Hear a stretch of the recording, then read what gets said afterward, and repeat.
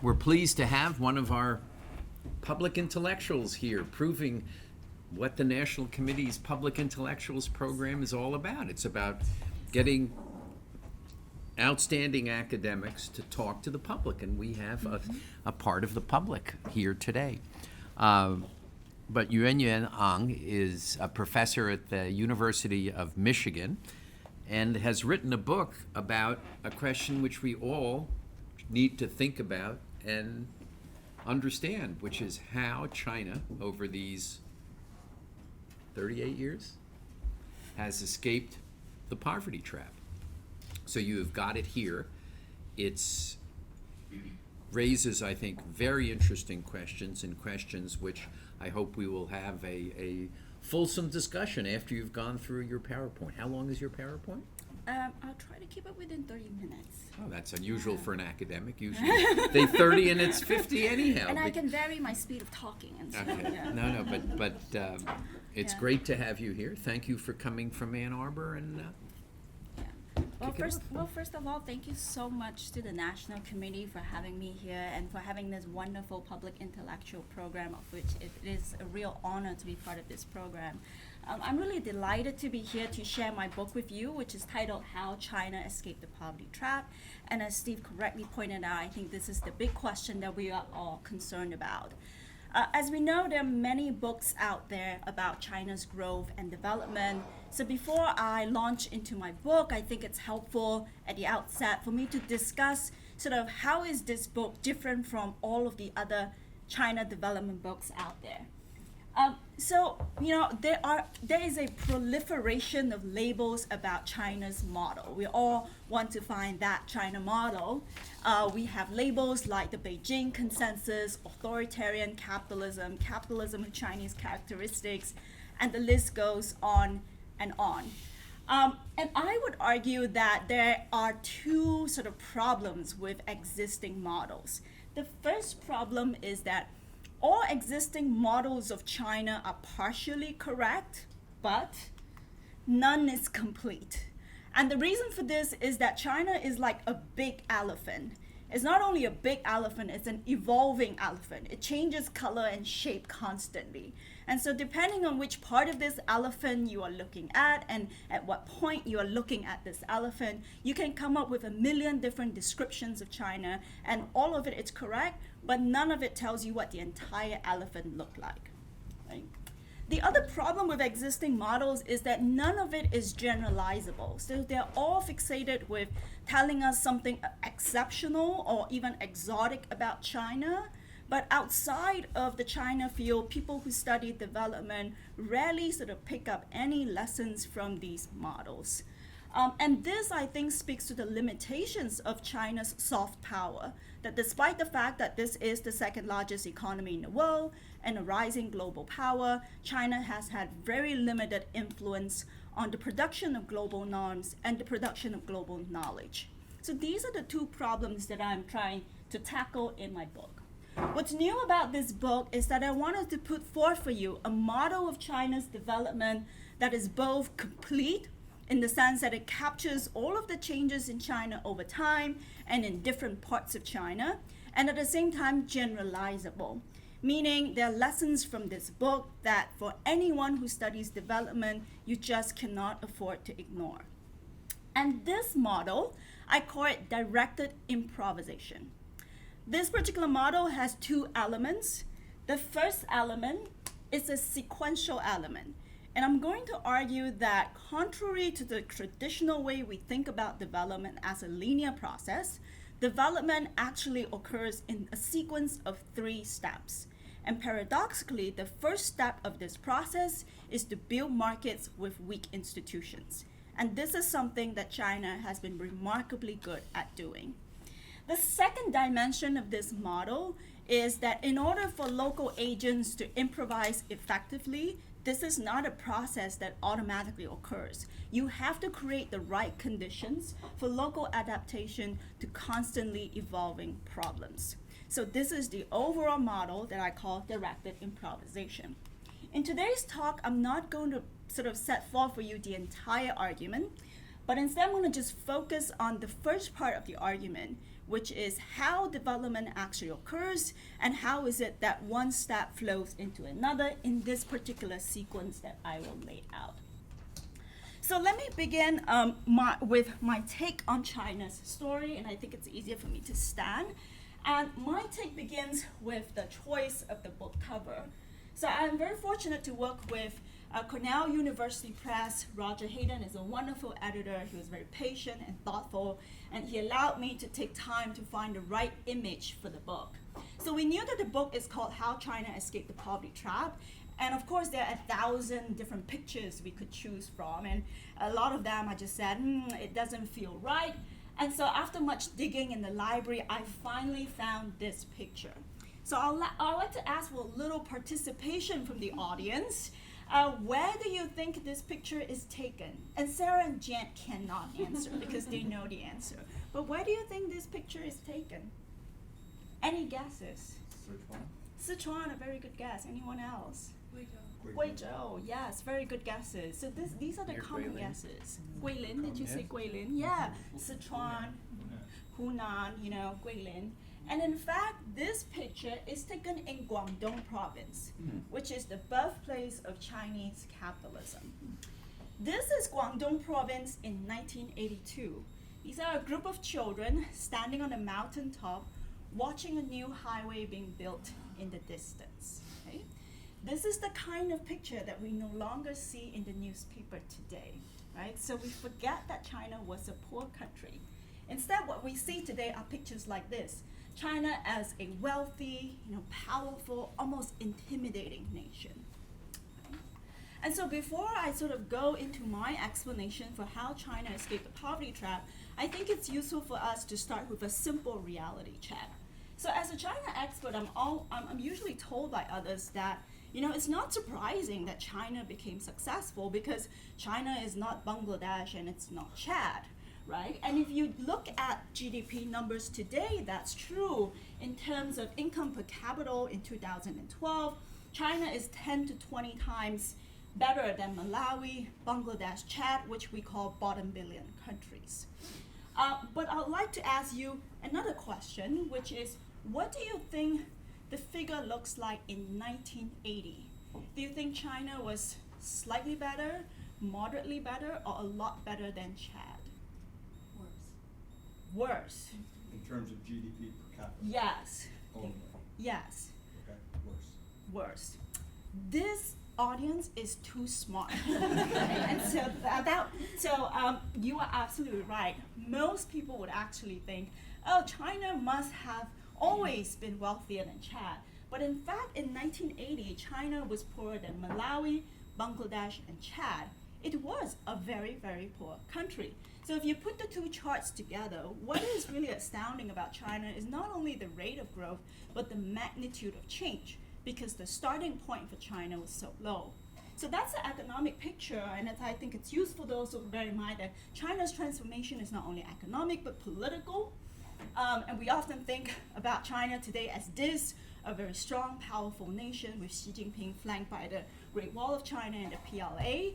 But I think as this crowd knows, just a few decades ago, right, China's political system was in total disarray, suffered major crisis under Mao, including the Great Leap Forward, the Cultural Revolution. Mao himself described that as utter chaos, an all-out civil war, and in particular devastated the bureaucracy.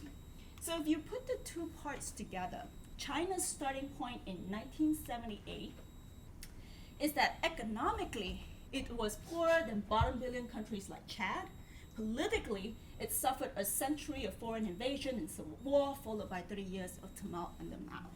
Once you've done this reality check, you'll realize that the results we see in China today is not something that we can take for granted, right? So how do we explain China's great transformation? And I would like to sort of review for you a few dominant explanations out there.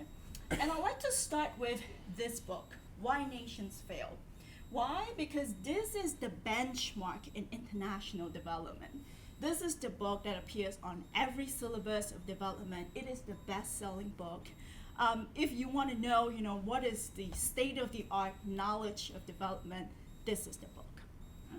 And Asimoglu and Robinson argue that the way to achieve successful development is through what they call inclusive and non-extractive institutions. And we may differ on our interpretation of what these words mean. My understanding is basically they're saying democratic institutions lead to economic success. But once you take this theory and you get to China, it becomes very problematic because obviously China is not a democracy. It is an authoritarian system. There is no formal inclusive mechanism. There is corruption in China. So how would Asimoglu and Robinson account for China's success? I encourage you to go to their book and read the one chapter where they discuss this problem. They have several explanations for it. The first explanation is that they argue that China's growth will eventually slow down. But I'm sure, as you all agree with me, any middle income and high income economy will experience slower growth, right? So this is not exceptional to China at all. Moreover, even if China's growth slows, you still have to explain how to escape the poverty trap. So that's not an explanation. So the second argument they have is that China had plenty of room to catch up because it was very poor.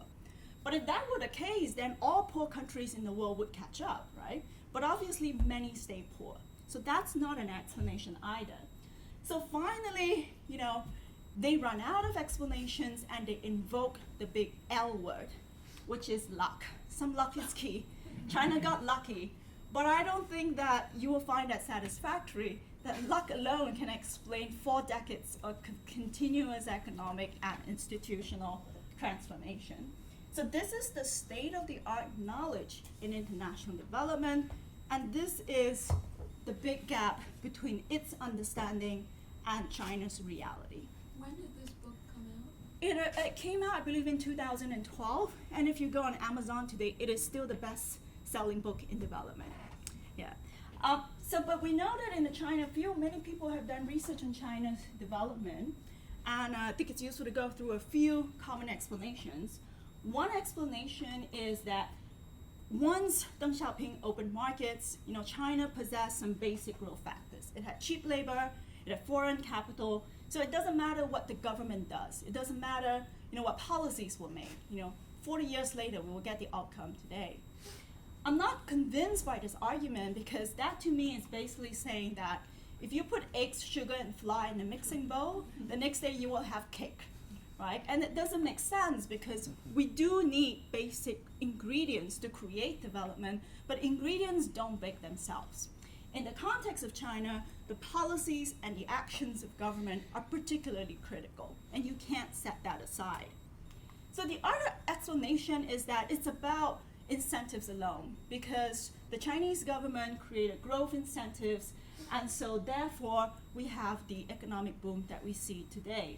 The problem with this argument is that China is a very big country, so even though the same set of incentives were created for the entire bureaucracy, we see highly uneven results over time. So incentives only work in certain parts of China at certain times, but it doesn't tell us the complete story. And then finally, this is an explanation that often comes up and the Chinese government likes to invoke it today. The Chinese have a certain culture of hard work and entrepreneurship that is part of the Confucian tradition. And I am always rather skeptical of culture because culture is supposed to be a stable set of assumptions and beliefs. And if culture doesn't change, how is it that within the last century we have seen great successes and great failures, right? So if culture doesn't change, then it can't possibly be explaining outcomes that have changed radically over a short period of time. So in short, all of the explanations that we have out there is like a box of jigsaw puzzle. Every piece of this puzzle is important, is relevant, but what we still don't have is that grand picture of how everything fits together. And so this is what my book does. In order to piece the grand picture of development together, we need to step back from the China context and just think about development in more abstract terms. Right? So we often think development is just an economic problem of growing from poor to rich. But in fact, it's more complicated than that, because we know that all rich countries have what we call good governance or strong institutions, such as rule of law, technocratic bureaucracies, formal property rights. And we know that these two things are interdependent. So you can't have good governance without economic growth, and you can't have economic growth without good governance, right? So it's stuck in a chicken and egg problem. And existing theories in development have been fighting for many, many years over, which of these elements actually came first in the process. And what I argue is that there's something sort of missing in the conventional wisdom, the way we think about development in general, which is that we insist on thinking about development as a linear process, that the arrow has to point in either one way or the other, when in fact, intuitively, we know that development probably looks more like this, more like a co-evolutionary process, in which markets change the government and the governments change the markets in turn, and that this is a process that plays out in many steps rather than in one big arrow. And in fact, this reality, when I try to convince academics of it, they might be resistant, but when I try to talk to lay people about it, they think that this is the most obvious fact. So in my fieldwork in China, for example, I would deliberately ask local cadres who have had very little formal education, no college education. I would ask them the academic question: in your locality, do you think it was good governance that led to growth, or growth that led to good governance? And this cadre, for example, in Hubei province, gave a very insightful and reasonable response. He said the economy and the bureaucracy interact and change together. There must be a process. The government can't reform overnight, which is a completely reasonable answer. And by this point, he's convinced that academics truly are just academics, right? Why are you asking me, an obvious question? And so at this point, I would ask them, I agree with your insights. So can you explain to me how this process started and unfolded? And at this point, they would say, it's too complicated. I sort of know that it's messy and it co-evolves, but if you really ask me to explain it, I can't. It's too complicated. And so that's the difference between an intuitive understanding of development as a messy evolutionary process and a scholarly analysis of how this process actually unfolds. So my job as a scholar is to collect data in order to lay out for you the historical process of how development unfolded across different parts of China. So what I do in my book is that I pick different cases both on the coast in China and in inland parts of China, and I wanted to tell the evolution of both the government and the economy over 35 years of history. Now, in order to do that, I have to change the way fieldwork is normally done in China. The way China experts normally study China is that they go to a research site, they make a list of questions, and they study these questions in the present moment. So it's like taking a camera and taking a single snapshot and drawing your conclusions from this single snapshot. What I do for my book instead is that I have a list of questions and I ask the same questions over time. So I ask them, what happened in the 80s, and the 90s, the 2000s, the 2010s? So it's very repetitive, but it produces for you a very rich set of thick historical data about the story of different parts of China. So I have over 400 interviews across regions, across policy domains over time. And I recorded all of these interviews that produce 1,000 pages of transcript in Chinese. So that is a lot of data, textual data, even though it's not numbers, which I then break up into parts and rearrange like a jigsaw puzzle. I rearrange them in this way. I rearrange them according to whether the observation was about the economy or the government. I lay them out by time, and then I try to trace the sequence of changes from one early point to a later point. So all of this sounds very academic, which gets us to the important question: what do we learn by connecting snapshots? We will learn that depending on where and when you look within China, every model is correct, but none is complete. And to illustrate what I mean, I'm going to show you a case from my book. This is Blessed County from Zhejiang province. It's one of the wealthiest counties in Zhejiang. Has a vibrant private sector, about 800,000 residents, Many were migrant workers. And you can see this is a sort of typical coastal county that has dramatically transformed over the years. So I'm going to show you a few snapshots of the historical life path of this county. From 1978 onward, like in everywhere else in China, this county was not allowed to have private enterprises, there was no formal property rights, and there was a lack of rule of law. So they kickstarted this process with the local government promoting township and village enterprises. By 78 to 93, this achieved an initial growth spurt. Industrial output grew 33-fold. So if you focus only on this snapshot of this county's history, you'll think that we have evidence for this model, which is called good enough governance. That if you have incremental changes in the beginning, that is sufficient to stimulate growth. Except if you look further down the causal chain, you'll find that over time, business expansion was constrained by state planning mandates and the lack of clear private property rights. So that motivated the government to continue to change. So in 1993 to 1995, within a 2-year period, all of these collectively owned enterprises were privatized en masse. The role of the state at the time was limited only to facilitating the privatization process. So for those who subscribe to the model of the Washington Consensus, this is evidence for their model, that if you have limited government and private property rights, those are the ingredients that you need for growth. Except this again is just a partial snapshot of the whole process. Because if you look further down the causal chain, by the late 1990s, as local industries flourished, the county became congested and chaotic, and businesses themselves actually demanded the government to become more proactive and interventionist. And so from 2002 onwards, the county planned the construction of a central business district, and it forcefully relocated businesses into state-designated zones. And it was this action in 2002 that led to a structural transformation of the economy after 2002. So if you look at this final snapshot, it seems to give you evidence for a radically different model, the model of the developmental state, where you need to have a highly interventionist government in order to have economic success.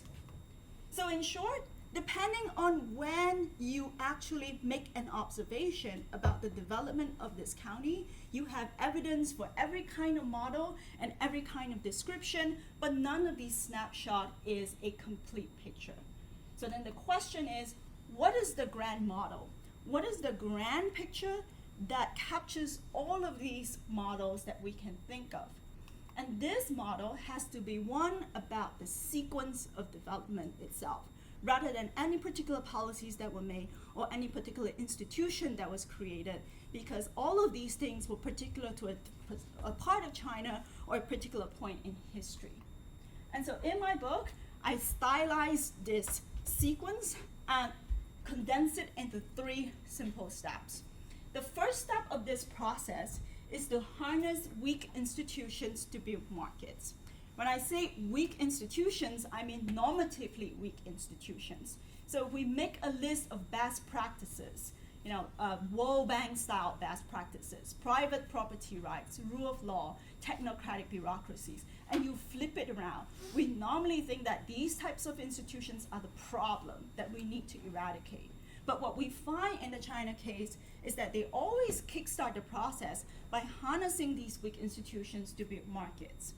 Once markets emerge, step 2, the emergence of the market changes the preferences of the elites in the locality, and it also changes the mix of resources they have. And this then leads us to step 3, which is that the creation of conventionally strong institutions then serve to preserve markets that had been created at a much earlier point in time.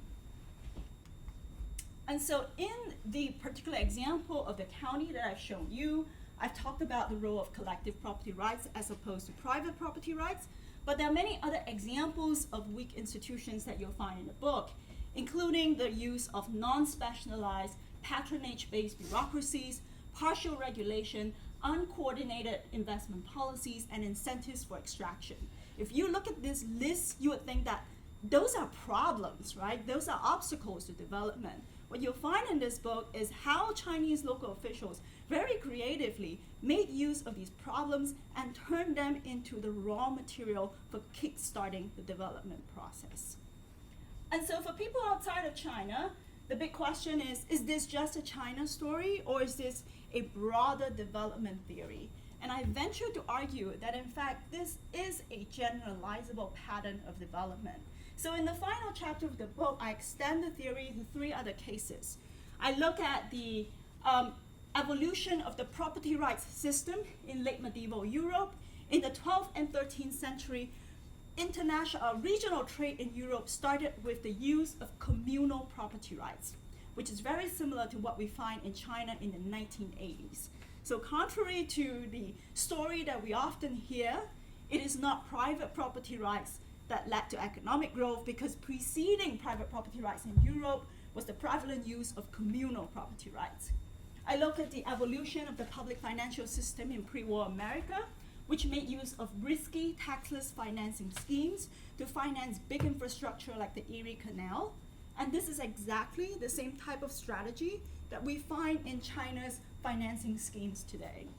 And I also look at Nigeria, the rise of Nollywood, in which filmmakers have very creatively made use of piracy as a distribution channel in order to overcome the lack of intellectual property rights.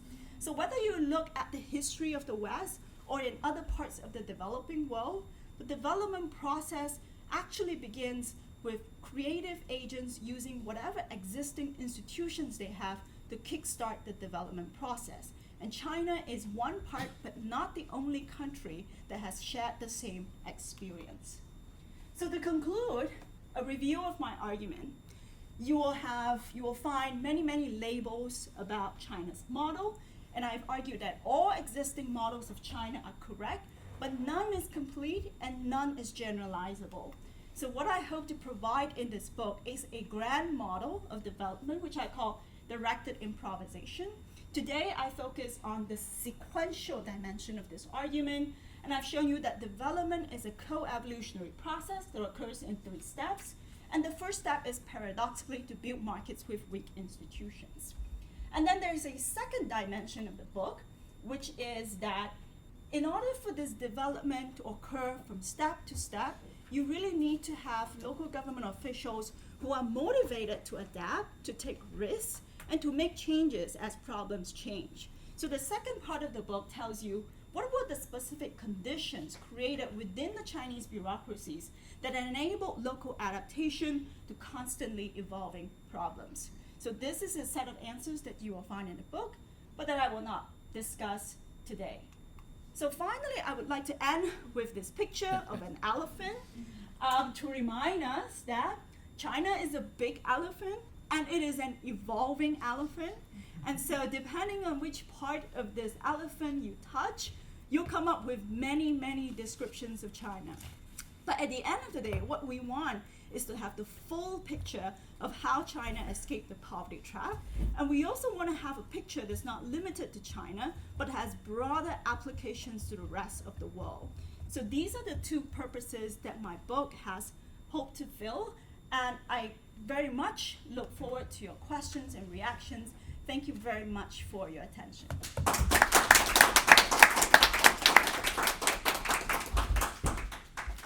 Let's bring it to the present day. Mm-hmm. So the book ends, I think, in about 2014. 2014. So Yeah. we've had the 3rd plenum since then. We've had the government's attempt to have more directed reform and to continue economic growth, yet the consensus is we have seen failure. That for the first time since 1979, we have seen failure. So my question is 2-part. 1, do you think that's correct?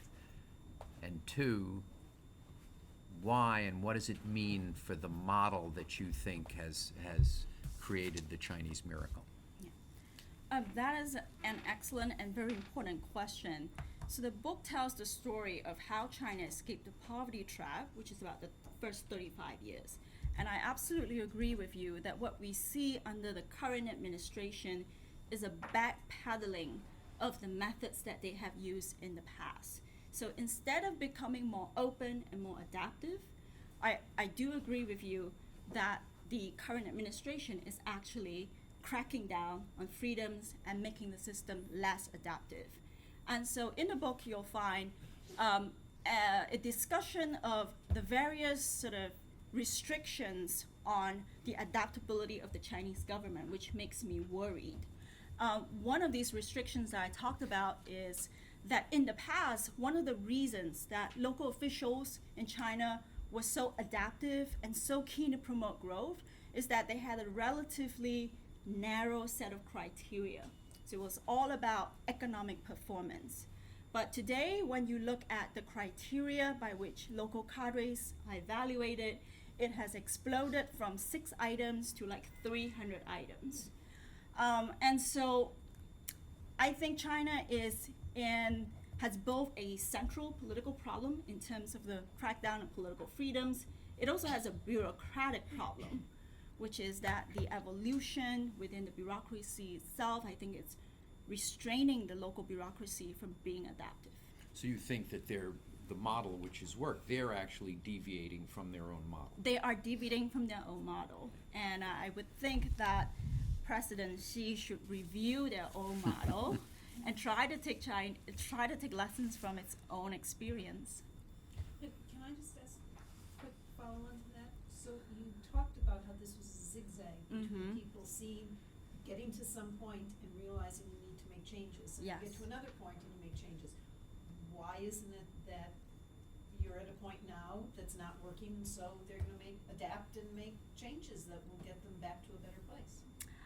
Because there are several new conditions that we now see in China that we didn't see before. One of it, as I've talked about, is that local officials now are burdened with too many mandates and too many targets. So they're literally paralyzed on the ground.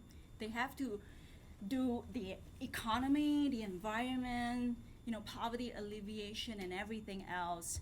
So in a sense, their hands are so tied. So this is a condition that did not exist in the 80s and 90s when they were relatively free to do whatever it takes to promote development. So that is the first constraint. I think the other constraint is the anti-corruption campaign, which basically makes it very difficult for any local official to do innovative policies because any deviation can, get you into trouble. So these are some of the conditions that did not exist before that makes me think that the Chinese government is not going to be as adaptive as we had seen in the past. Kind of elaborate on the point about corruption. You're talking about weak institutions have allowed for this development. Yeah. Is kind of a weak judiciary, a weak anti-corruption effort for many, many years. Are you suggesting that that has led to this extraordinary growth? And I think back to, in 1986, 87, we were at Lehman Brothers, we were advisors to the government of to the Ministry of Finance of Indonesia. And Indonesia has a terrible corruption problem. Really, it's extraordinary that virtually any transaction is corrupt. And a Harvard-trained economist who was working at the Ministry of Finance told me something. He says, you are bringing your Western values to this. And what we were doing was making sure that their issuance of global bonds there was no corruption involved there, but we didn't deal with corruption domestically. And he said, corruption is 5-7% of GDP, but it allows the country to develop. And if you take the moral issue out of it, it's okay because basically you're lifting hundreds of, few 100 million people, Indonesians, out of poverty. And it was you kind of listened to him, and this was not a backwards person. It was a very sophisticated person who says, we're willing to live with this because this actually creates economic growth. It greases the wheels of economic growth. Is that what you're suggesting on China? I have a slightly different argument from sort of what you have described. So I'm not saying that weak institutions or corruption by themselves would lead to economic growth, because you go to developing countries around the world, they have a lot of corruption, but it doesn't seem to lead to any kind of success. So what I'm saying specifically is how these local agents make use of corruption, and that by itself then leads to the emergence of markets. So in the Chinese system, for example, they turned a lot of these profit-sharing schemes within the bureaucracy, and that which we might think of as corruption, and they turn that into an incentive scheme. So it's how you use the institutions and not corruption per se that leads to economic growth. But Steve's point about Indonesia is a very apt comparison to China. I think what's distinctive about the nature of corruption in China is that China actually has done a very good job of controlling petty corruption. So having to pay bribes to police officers, for example. And I'm not sure about your experience, but I spent a fair amount of time in China, and I think I was quite lucky that I never had to pay a bribe. And in fact, there is a cross-national survey that shows that only 9% of Chinese citizens report that they ever had to pay a bribe, which is about the same as in Malaysia, a petty bribe. But in India and in Vietnam, the rates are much, much higher. But what you see in China, the corruption stories that we see are grand forms of corruption, 国起来 levels of corruption. So what they've done is really a dual track system where they crack down very hard on petty corruption. They create an institution of incentives where, on top of your formal salaries, you can get extra income without being illegal. But at the same time, they unleash grand corruption that greases the wheels of commercial transactions, as you described. And it is because of this very differentiated landscape of corruption that allows us to see a China that seems corrupt, but at the same time, the economy appears to be booming. So that's how I make sense of the paradox that you've pointed out. Yeah, very interesting. Question, by the way, my view on this government, in terms of, just to set the records, I gave you the consensus view of where reform and progress is. I don't share that view. I actually think that this government, that the Xi government, is making progress on reforms in a very material way, and we just don't cover it and focus on it enough. See. So that but the consensus view is not my view. But last question, then I see a lot of people's hands are up. If China had been a democracy in 1979, 1978, would it have, I know it's a hypothetical and it's difficult, but would they have been able to lift these 800 million people out of poverty as rapidly as they did? Can you kind of get your head around that? I don't think so. I don't think so. I think the fact that it was an authoritarian government had the advantage of unleashing reforms at a nationwide level. That was one. And number two, the fact that it was authoritarian allowed it to create a certain set of conditions where local officials were both empowered and incentivized to direct this process. But since it's a hypothetical question, I would sort of reserve the possibility that if China had been a democracy early on, perhaps we would not have seen sort of such rapid changes. But I'm a little bit hopeful about the possibilities of society playing a much bigger role in driving the development process, which I think is what we see in India today. Not as successful as China, but it is an economy where it nevertheless is still growing moderately, with society playing a much bigger role than the government. Let me just add one question, because it flows directly from that, which is the weak institutions, which to some degree fostered growth up till now are a block to growth. That's right. That courts that are weak, That's that right. regulatory transparency doesn't exist, that you have institutions which, if they were stronger and if you had more public participation, would actually foster economic growth. Mm-hmm. So has it reached, is that part of your theory? It is yes and no, because if you look at Shanghai today, it definitely has reached a middle high income of development. And for them, a big priority is, improving governance, having more transparency. And in fact, whenever I get, my visa done in Shanghai, I am really quite impressed at the level of efficiency in the Shanghai administration. But when I go to inland parts of China, it is such a different picture because they have not reached that level of development. And in my interviews with local officials in Sichuan and in Hubei, for example, they would say, we know that Shanghai is doing the right thing. We know that Shanghai has the best practices, but we really are not at that stage of development to replicate those practices. So it is a yes and a no, depending on where one is in China. Right. But I think it's, TK, I think it's fair to say that the courts in Shanghai are perceived as more independent and fair than courts elsewhere, and the regulatory apparatus in Shanghai is perceived as more transparent and better. Is that correct? You jumped on me, but I'm not prepared. I mean, I You know are a lawyer, I don't don't work wanna for a give Chinese law answers firm? that I'm not prepared, and that just off the top of my head. But I mean, just to change the subject a little bit. Don't answer my question, okay. Because I don't want to say things that I don't know too much about. So, but I was interested to see the picture of Guangdong in 1982, because in 1982 I had the privilege of going to Shenzhen and the Shekou Economic Zone and to teach law there. And then Wow. So I spent time there and I wrote my JD MBA thesis. So I actually would try to dig it up for you if, or, there's idleness.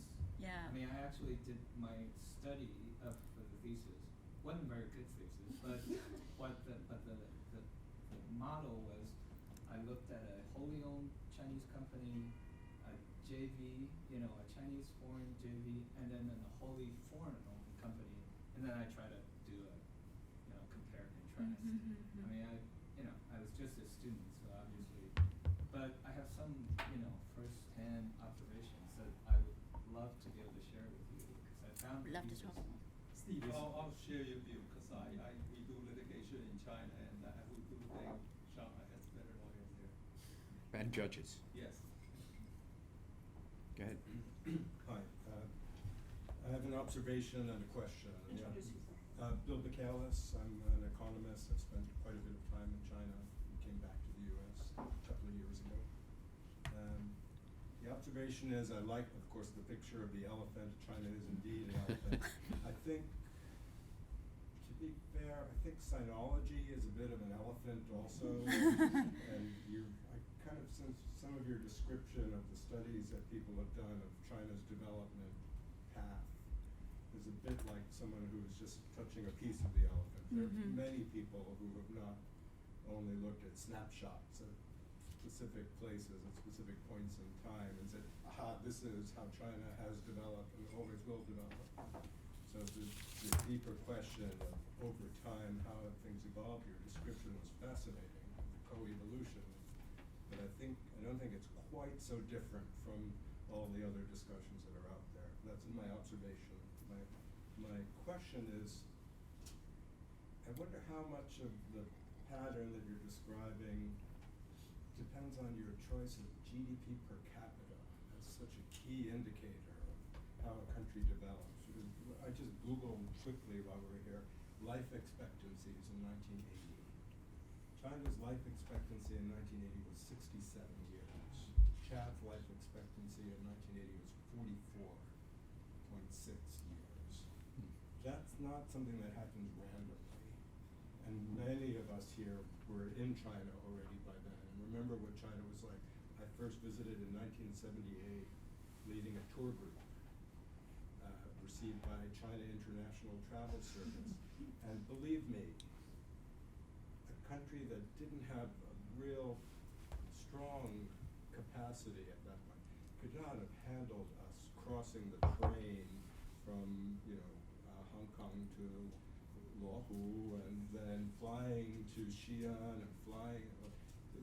There was the life expectancy of 67 at that point reflects some real institutional strengths, not market institutions, not capitalist market institutions, but other governance institutions. And my question is, if you took a broader view of development than simply economic growth as measured by GDP per capita, do you think that might affect some of the conclusions that you've reached? And that's because I think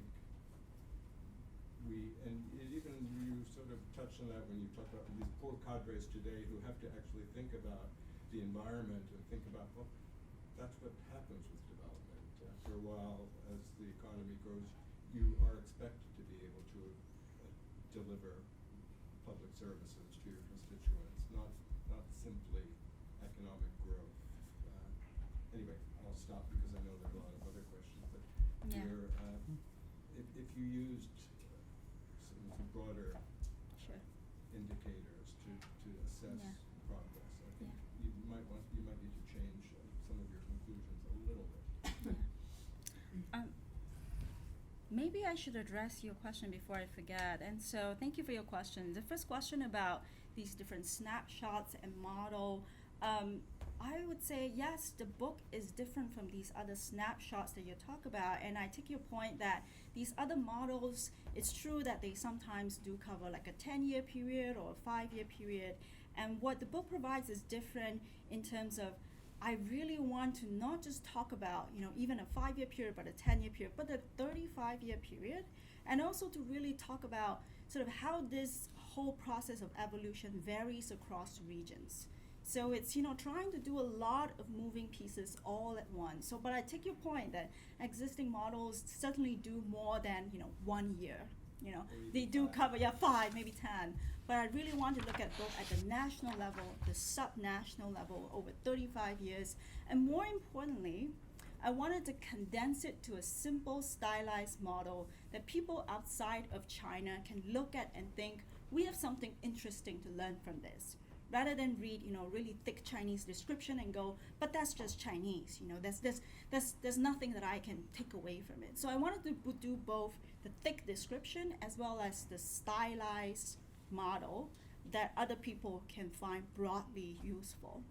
The other question is about China and Chad, and again, I take your point that GDP per capita is just one indicator, and certainly it is true that even by 1980, because this was a communist party in power, China had much higher levels of literacy, for example. They had barefoot doctors, for example. So on those levels, it does much better than Chad. But what I wanted to do in this book is I wanted to think about what are the lessons from China that we can provide to other developing countries. And if the answer is that, whatever happened to China is because it had a centralized autocracy, then that's useless to the rest of the developing world. Because they're like, we don't have, strong centralized states. So I wanted to synthesize and extract the part of the Chinese experience that countries like Somalia, India, and Nigeria can learn from. I think this slide may be helpful. This is the way we should think about it. China does have a centralized dictatorship, which makes it very special. What this means is that in China, the development process is highly state-directed, right? But what we find in countries like Nigeria is that instead of thinking about the state as the agents of change, we will think about society as the agents of change. And this goes back to Steve's hypothetical question about what if China had been a democracy, society would have been the agent of change. And so I think the broader lesson for other developing countries is that even if you don't have a centralized autocracy, you can still have society produce bottom-up development by improvising with whatever existing institutions they have, even if those institutions look corrupt, look weak, look wrong. And I think that is a lesson that is broadly applicable and useful to developing countries. So that's my objective. And how does literacy, you touched on Yeah. literacy. You know, when I went to these, you know, when TK was talking about 82, 83, one of the clearest things was these factories, which were kind of the engines for growth. You know, light industry was the engine for growth in the 80s. Was the workers were all women. They were literate women because Chairman Mao had insisted that women be literate, and that the literacy rates were astronomical. And when you compared them to India, it was night and day. China had educated its women, and India, a democracy, had not. And how does that fit into kind of the model? Literacy is, like I said, it's true, it's much more widespread in China than in India. But at least in my study, what I find is that, you know, what is it that sparked the initial success of these places in China? Literacy did not come up so much, but it was a lot about personal connections. Right? Surprise, surprise. Yeah, personal connections of these government officials, personal connections that they had with local officials, which I talked about in a different part of the story. So I'm not saying that literacy is not important, it is important, but the bigger part of China that I have seen is really the use of what we normally think about as patronage, personal relations, to kickstart this process. And in India, what you find oftentimes is that the government has these patronage relations. They also have personal relationships, but the same things have not been used to kickstart the development process. One of the key distinctions, which I have in the chapter of my book, is that in the Indian bureaucracy, there is almost no incentives for an Indian bureaucrat to do development using his own personal connections. The difference in China is that local officials have a personal stake in this process. And so he or she is willing to use his personal resources to help to kickstart this collective process. So that is one key distinction between China and India. I wanted to add that, just remembering back to the special economic zone, you know, at that point, Shenzhen had 40,000 people, it's just a village, nothing. You know, so, but thinking back, you know, they didn't start from a blank sheet of paper, and I like the idea that you're trying to find a stylized model that could exercise China's soft power. You know, they went to Taiwan and studied the zones there. They went to Hungary. They went to, you know, they didn't start with a blank sheet of paper. They actually, so in a sense, they're precedents to these models that they were working with, I think. Yeah. No, I'm not saying that any part of China started with a blank sheet of paper. In fact, my argument is precisely that they started a process by using whatever they have.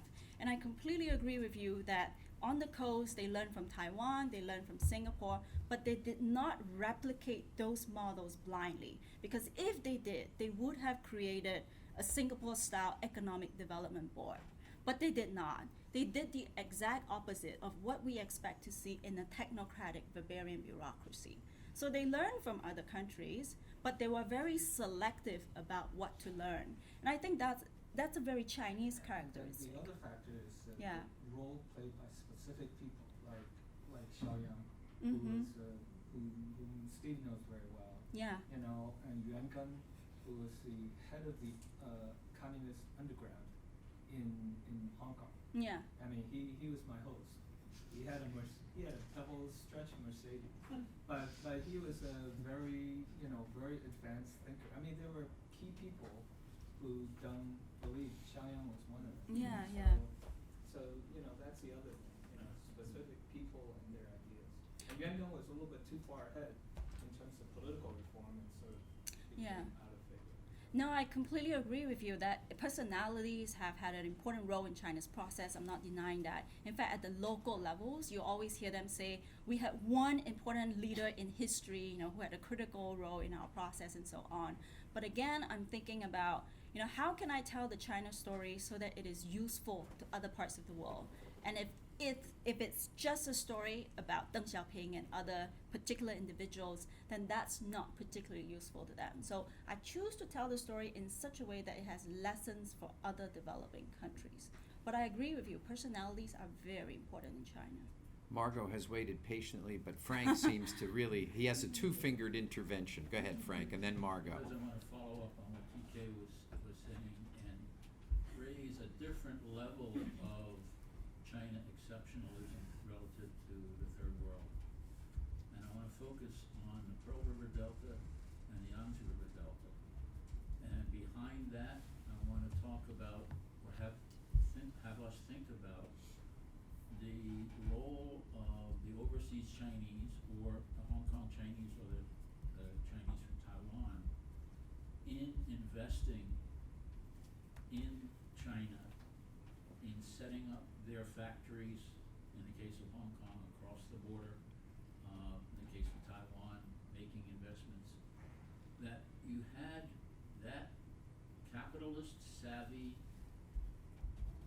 grouping of entrepreneurs and factory owners and managers who saw the opportunities once a Deng Xiaoping policy of opening to the outside allowed those on the ground in the Pearl River Delta and the Yangtze River Delta initially, perhaps also in Xiamen and other places, to tap or accept or collaborate with their compatriots across the straits, across the Shenzhen border. You don't have that except maybe with India, with its diaspora that is capitalist savvy around the world. I'm not sure how many other countries have that concentrated historic, in the case of Hong Kong especially, critical mass of capitalist investors who speak the language. Great point. Thank you very much. And you are absolutely right that there is, it is very well known that overseas Chinese have played a very important role in China's development process. And I have two responses to that. Number one, that is not exceptional to China. In fact, if you look at the success cases in other developing countries, in India, the IT industry, the diaspora played a big role. In Somalia, the telecommunications industry started by the diaspora. And in Nigeria, which is featured in my book, if you go online today, you can actually download Nollywood movies. And the reason is because they had Nigerians based in London who took the Nigerian films and then helped to digitize it. So this idea of the diaspora aiding development is found in the Chinese story, but it is by no means unique to China. And in fact, I think that this is one of the key lessons that other countries can learn, which is how do you leverage your diaspora to kickstart the process. And my second response is that one of the surprising findings in this book, which I did not expect, is that today when we look at China, what we see in places like Hubei, Sichuan, and Hunan is that they are not benefiting from the overseas Chinese diaspora from Taiwan and Hong Kong. They are benefiting from the domestic diaspora in Zhejiang and Guangdong. Yes, the size of domestic investment in China today is about equivalent to the amount of FDI going into China. And this is something we don't read about in the newspaper. But I think, again, this is a remarkable feature of China because it is so big. At first, it benefited from FDI, and today the coaster businesses are playing the role of foreign investors for those who have been left behind in the development process. Margot. I was very surprised by your comment about petty corruption, and think maybe an issue is the definition. You don't necessarily have to pay money. In my day back when, 1979, it wasn't money. It was name brand cigarettes, preferably British cigarettes. Or right down to today, banquets. You don't have to hand somebody cash for it to be a bribe. It's not a question, it's an observation. Yeah. Well, I did not do that survey, and if we wanted to do a survey of petty corruption in China and in other countries, it is empirically challenging because, like you said, you have to define what corruption is. You know, do the Indians think about petty corruption in the same way? But at least that's what the survey indicates. The petty corruption in China is much lower compared to countries like India and Vietnam. And, you know, everyone might have a different experience. It's at least quite consistent with mine. Yes, I do have to bring gifts. Every time I do fieldwork in China, I'm burdened by a whole luggage of gifts. I don't think about them as bribes, but yes, you know, we can have a debate about, you know, culturally what is a bribe, right? Yes. Qingao. Yes, Then thank you. This is wonderful. As a peer paper, I'm very proud and Thank you very much. thank you for the National Committee. I study poverty too, and China, of course, is a great success story of development. I think that's the essence of your story, your book. But then in this process, income inequality has grown so much. And what I pay attention to is the group that's left behind in this development process. Some are poor, some are extremely poor. So Xi Jinping himself launched this targeted anti-poverty campaign, 精准扶贫, a few years ago, and now it's in full action. Every government official in every bureau or office has to do anti-poverty work. What do you think about that? It's very political, but it's also targeted on poverty. I think the goal is to eradicate poverty in China by 2020, which is soon. So what's your take on that in relation to your book? Yeah, that is a great question, and I, you know, a lot of times I think when people see the book, they think I'm studying like micro level poverty programs, but that actually is in your domain.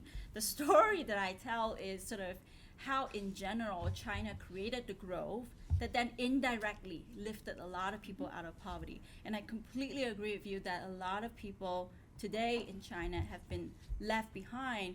And so I think that China is belated, you know, late in the process of coming back to tackle this problem of inequality. But I think one of the things that is worth pointing out is that although that is definitely this problem of poverty in China, there is an even greater problem of poverty in India. And so again, that goes back to Steve's hypothetical question. The Chinese strategy has been that I think the Chinese idiom for it is, if the water rises, the boat rises as well. And they didn't pay particular attention to poverty of alleviation in earlier parts of the reforms, but they now are. Whereas in India, for a very, very long time until today, I think they have been very ineffective at fighting inequality. Yeah. I think we have some. Yeah. Hi, Professor. I'm a student from NYU and Marine International Relations. I'm from Shanghai, but I spent some time this winter in Hunan to study the target poverty alleviation. Yeah. And I also have a question follow up about the inequality in China. And my question is that what do you think the China model maybe influence or affect the economic inequality? Well, is that the famous saying by President Deng Xiaoping that we must let some people be rich first? So do you think that it's a necessary maybe route for the Chinese development, or maybe we have some other choice at the time? That is also a hypothetical question, but it definitely reminds me of the quotation I have in chapter 6 from Zhejiang. Whenever you talk to businesses in Zhejiang, that is their favorite quote. Deng Xiaoping had said to let some get rich first. Yeah. I think this whole idea of inequality, we need to think about it sort of in relative terms. It's true that there is tremendous inequality in China, but one of the points of comparison is Russia, right? So when I look at my case in Zhejiang, it's true that only a relatively small number of businesses got rich, but still we're talking about, you know, a fair amount of the population in Zhejiang. But when you think about the process of reform in Russia, it was a process in which all of the new wealth created was concentrated in the hands of a very, very small number of oligarchs, right? Whereas in Zhejiang, at least, you created a fairly large base of private entrepreneurs. So I think when we think about sort of inequality and let some get rich first, it is a relative term, but we should give some credit to China, at least on the coastal parts, and especially in places like Zhejiang with a big private sector, in terms of creating broad-based development. But that's a contradiction. The whole point of inequality is if the coastal regions are doing very well and the inland regions are not, that's inequality. That's true, but like I said, today the coastal businesses are moving into the inland regions in big groups, and so they're doing that for profit, because it's too expensive for them to continue their factories on the coast. But then nevertheless, you do have this migration of growth opportunities from the coast to the inland regions. And that's reducing inequality. That at least hoping is it- bringing in new opportunities for places like Hubei, because they are not going to get factories from Taiwan and Hong Kong. It doesn't really make sense. But it makes more sense from, say, a factory from Zhejiang to migrate inland. Bill? Bill Armbruster, retired journalist. A simple question, but maybe difficult to answer. Do you consider China today a developed country or still developing? And I realize there are huge gaps between Yeah. Shanghai and, say, Hubei. Yeah. Again, I think it's a yes and no. I mean, if you answer it from a technical point of view, on aggregate, it is a middle income economy, and they talk about escaping the middle income trap today. But like I said, because China is so big and so diverse, once you get to places like Gansu, it still is so poor and is so desperate that you can't possibly call this a developed country. But if you go to Shanghai, you just get a radically different picture. So I think this is one feature of China that you just don't find in smaller countries like Singapore, Japan, or even in the US. I do not think we have such a great degree of regional inequality. Yeah. How many people does China still consider in abject poverty? 100 million? I don't have the numbers off the top of my head, but I think it's close to that. Yeah. Yeah. Maybe Gauchi might know. Do you know? Yeah. Right. They moved it from $1 to $2 a day, and that took the number and moved it, I think, from up over 100 million. Sarah? Do you see any other countries that you would compare China with to having a similar pattern or trying something similar? It seems like China is sort of serendipity plus planning. Do you see any other countries in a similar path or almost in that path? I think the country that would come closest to having parallels with China is the US during the Gilded Age. Right? Right? I mean, it was a period in which the US economy was recovering from the Civil War, but there were a lot of new opportunities. You have to rapidly build massive infrastructure to connect the coast to the Midwest. There was a great deal of corruption at that time, but it was also a period of time in which you created the now famous businesses that financed, NGOs and good programs that we now benefit from, right? And so if you ask me what is the closest parallel to China, it is the US during the Gilded Age. So if only we took the West and look further back in their past, we will find a mirror of China. Yes. Interesting. Well, I think our time is just about up, but thank you. This has been a very spirited conversation, Thank very you very interesting. much. Thank you so very much much for for your coming. attention and wonderful questions. Yes. For those who want the books, we have them for sale at a deeply discounted price, and the author will be here to sign them.